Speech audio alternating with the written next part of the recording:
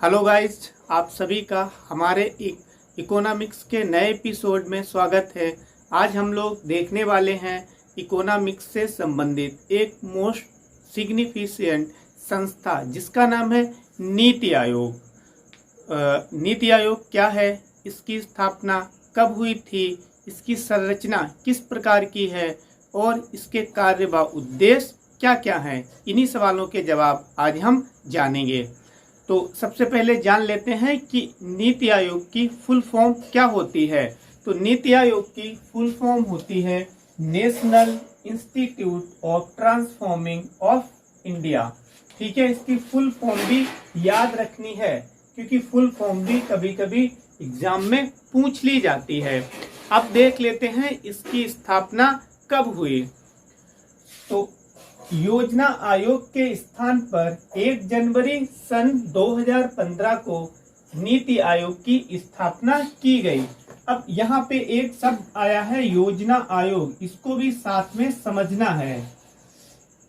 इसको साथ में इसलिए भी समझना है क्योंकि इसी के स्थान पर नीति आयोग की स्थापना हुई है, या फिर हम ये कह ले नीति आयोग का नाम माफी चाहूंगा, योजना आयोग का नाम बदलकर ही नीति आयोग किया गया और उसमें भी थोड़ा चेंजमेंट किया गया, लेकिन ये भी हम कह सकते हैं। तो योजना आयोग क्या है दोस्तों, जब हमारा देश आजाद हुआ तो उस समय यानी सन 1950 के समय पंचवर्षीय योजनाएं बनाई जाने लगी और उन्हें लागू किया जाने लगा। तो जो पंचवर्षीय योजना को बनाना, उनका क्रियान्वयन करवाना, ये किसका काम था? ये योजना आयोग का काम था। और इसकी स्थापना कब हुई थी? तो इसकी स्थापना सन 1950 या 51, मतलब दोनों में आसपास। मैं थोड़ा कंफ्यूज हूँ, 50 या आसपास, आप लोग एक बार क्रॉस चेक कर लें, ठीक है। लेकिन इतना श्योर हूँ या 1950 में या 1951 में इसकी स्थापना योजना आयोग की हुई थी। और इसका मुख्य रूप से क्या काम था? तो इसका मुख्य रूप से काम था जो पंचवर्षीय योजनाएं थी उनका निर्माण करना और उनका क्रियान्वयन करवाना। ठीक है, तो योजना आयोग भी हमने समझ लिया है। इसी के स्थान पर सन 2015 में नीति आयोग की स्थापना की गई। कब? 1 जनवरी। साथ में ये भी ध्यान रखें, ठीक है। अब ये कैसी संस्था है? तो ये गैर संवैधानिक संविधानेतर, यहाँ पे नोत्तर नहीं है, माफी चाहूंगा, संविधानेतर है, ठीक है, संविधानेतर संस्था है। अब गैर संवैधानिक का मतलब क्या है?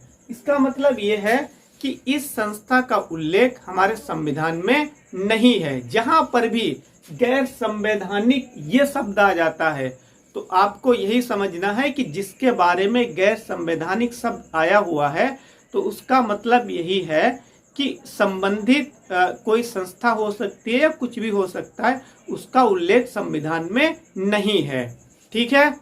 और ये जो संविधानेतर संस्था है इसका भी मतलब यही होता है कि इसका वर्णन संविधान में नहीं है। जो योजना आयोग था वो कैसी संस्था थी? तो वो संविधानेतर संस्था थी। और नीति आयोग कैसी संस्था है? तो नीति आयोग गैर संवैधानिक संस्था है, ठीक है। मैं दोनों को रिलेट करके ही यानी कंपेयर करके मैं बता रहा हूं, ठीक है। फिर ये सलाहकारी निकाय है, मतलब नीति आयोग क्या काम करता है? तो जो भी योजनाएं अब बनाई जाती हैं, पंचवर्षीय योजना तो नहीं बनाई जाती क्योंकि वे अब नहीं बनाई जाती, ठीक है। तो अब जो 1 ईयर क्योंकि बजट है, अब जो 2nd ईयर में मतलब 1 ईयर के बाद में क्या होता है, बनाया जाता है, उसे पेश किया जाता है, तो उसी के अनुसार योजनाएं बनाई जाती हैं। तो नीति आयोग का मुख्य रूप से काम क्या है? योजनाओं को बनाना। और भी कई सारे काम है लेकिन यहाँ पे मुख्य रूप से अभी एक ही समझिए। तो ये कैसी संस्था? ये सरकार को समय समय पर विभिन्न क्षेत्रों में, जैसे कृषि हो गई, उसके बाद में महिला सशक्तिकरण हो गया, समावेशी विकास हो गया, क्या नाम, नवोन्वेषण हो गया, मतलब नवोन्मेषी, मतलब नई नई प्रौद्योगिकियों से संबंधित सलाह देना इसका मुख्य रूप से कार्य है। फिर देख लेते हैं इसकी संरचना। संरचना का मतलब है नीति आयोग है तो इसमें कौन कौन से जो विशेषज्ञ हैं उन्हें स्थान दिया गया है, यानी इनकी संरचना नीति आयोग की किस प्रकार की है। तो नीति आयोग का जो अध्यक्ष होता है, ये क्वेश्चन बहुत ज्यादा इंपॉर्टेंट है, ठीक है, तो इन पे भी ध्यान देना है। तो इसका अध्यक्ष कौन होता है, तो जो भी वर्तमान में पीएम होगा, जैसे यदि हम अभी बात करें कि भाई क्वेश्चन आ जाए, जैसे मान लिया 2022 चल रहा है, 2022 में किसी भी एग्जाम में क्वेश्चन आ जाता है कि नीति आयोग के अध्यक्ष कौन है, तो जो पीएम होंगे प्रेजेंट समय में, तो वही नीति आयोग के अध्यक्ष होते हैं। और यही फंडा योजना आयोग के साथ में भी था। योजना आयोग का अध्यक्ष कौन होता था, तो पीएम ही योजना आयोग का अध्यक्ष होता था, ठीक है। फिर उपाध्यक्ष कौन कौन थे इसके, तो इसके पहले उपाध्यक्ष थे अरविंद पनरगड़िया, ठीक है। ये वेरी वेरी इंपॉर्टेंट है। क्यों ये इतना ज्यादा इंपॉर्टेंट नहीं है, ये इसलिए सिग्निफिकेंट नहीं है अधिक, क्योंकि ये तो हर समय पीएम ही रहेंगे, लेकिन ये चेंज भी होते रहते हैं। और इसमें पहले लगा हुआ है ना, पहले जिस क्वेश्चन में पहले लग जाए, समझ लेना वो मोस्ट सिग्निफिकेंट ऑटोमेटिक हो ही जाता है। और फिर नीति आयोग की बात हो रही है, ये तो बहुत ज्यादा मोस्ट सिग्निफिकेंट एक संस्था है, ठीक है। तो यहाँ से आपको ये ध्यान रखना है, नीति आयोग के पहले उपाध्यक्ष कौन थे, तो अरविंद पनरगड़िया इसके पहले उपाध्यक्ष थे। फिर इसमें एक सीईओ भी होता है, एक अध्यक्ष हो गए, ये तो पीएम जी है। फिर उसके बाद में उपाध्यक्ष हो गए अरविंद पनरगड़िया, फिर एक सीईओ यानी चीफ एग्जीक्यूटिव ऑफिसर, तो ये कौन थे पहले, तो ये अमिताभ कांत थे, ठीक है, पहले। फिर और कौन कौन से इनके सदस्य होते हैं नीति आयोग के, तो सभी राज्यों के सीएम, जो सभी राज्य हैं भारत में उनके सीएम, और 2 यूटीज भी ऐसी हैं उनके भी सीएम नीति आयोग के सदस्य होते हैं। तो कौन कौन सी वे यूटीज हैं, यदि आपको पता है तो आप कमेंट बॉक्स में कमेंट करके बताएं, ठीक है। और 2 यूटीज के अलावा में जो अन्य यूटीज बच जाती हैं, यानी केंद्र शासित प्रदेश, यूटीज का मतलब यहाँ पे क्या है, केंद्र शासित प्रदेश, तो उनके जो उपराज्यपाल, क्योंकि वहां पे सीएम नहीं होंगे तो कौन होगा, उपराज्यपाल होगा, तो उपराज्यपाल इसके नीति आयोग के क्या होते हैं, सदस्य होते हैं। फिर क्या है, ये तो हो ही गया।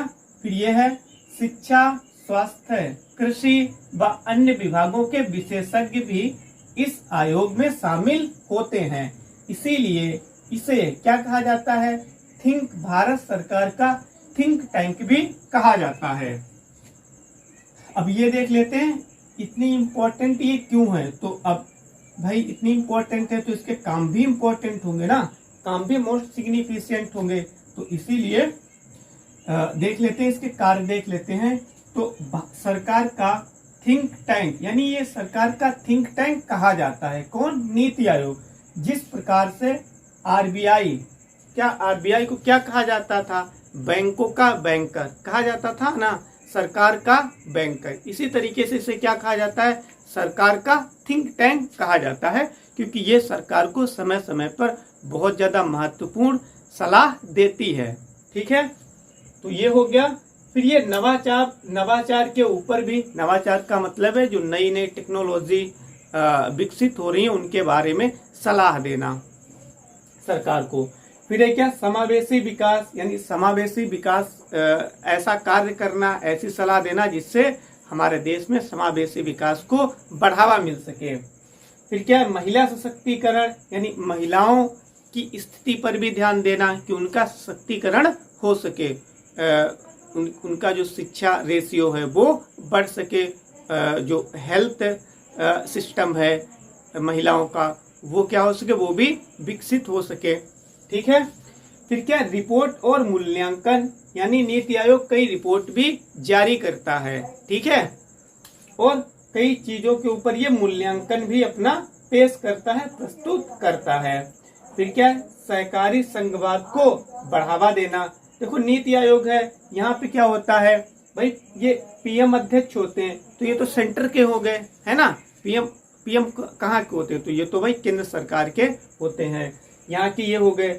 और फिर ये यहाँ पे लिखा हुआ सभी राज्यों के सीएम, तो सीएम राज्य से हो गए, तो ये दोनों क्या कर रहे हैं, संघवाद को बढ़ावा दे रहे हैं, यानी दोनों एक साथ में बैठेंगे, मीटिंग करेंगे और फिर किसी भी यदि कोई भी ऐसी समस्या है तो उस पर समाधान प्रस्तुत करेंगे, अपना अपना विचार प्रस्तुत करेंगे। तो ऐसे क्या होता है, जो संघवाद है उसे बढ़ावा मिलता है।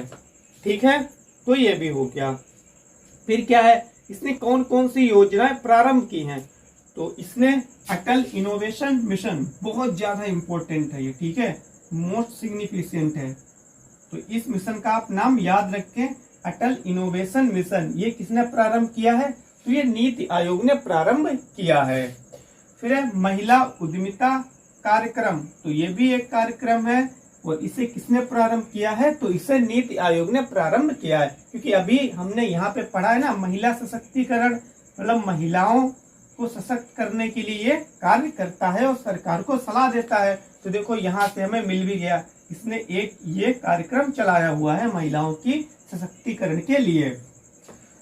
फिर है, ये भी इंपॉर्टेंट काफी है, इसके पास धन आवंटन करने का अधिकार नहीं है। यानी इसके पास ये शक्ति नहीं है कि ये ऑटोमेटिक जो विभिन्न मंत्रालय हैं भारत सरकार के, उन्हें धन आवंटन कर सके। ये किसके पास है, फिर ये इसके पास नहीं है तो किसके पास है? यदि आपको पता है तो आप कमेंट करके बताएं। ठीक है, धन आवंटन करने का अधिकार किसके पास है, किस मिनिस्ट्री के पास है, तो ये है आपका फिनांस मिनिस्ट्री के पास, यानी जो वित्त मंत्रालय है उसके पास है, ना कि नीति आयोग के पास। फिर यह बॉटम अप अप्रोच पर कार्य करता है। किस अप्रोच पर यह कार्य करता है, तो बॉटम अप। बॉटम अप का मतलब क्या है, नीचे से ऊपर की ओर, है ना, नीचे से ऊपर की ओर ये काम करता है। मतलब इसमें सभी की बात सुनी जाती है, जो नीचे के सदस्य उनकी बात सुनी जाती है और नीचे से ऊपर की ओर ये कार्य करता है। तो आज हमने नीति आयोग को कंप्लीट तरीके से देख लिया है। दोस्तों, आपको ये वीडियो हमारी पसंद आई हो तो आप इसे लाइक, सब्सक्राइब एंड शेयर करना ना भूलें। मिलते हैं नेक्स्ट वीडियो में, तब तक के लिए सभी को जय हिंद।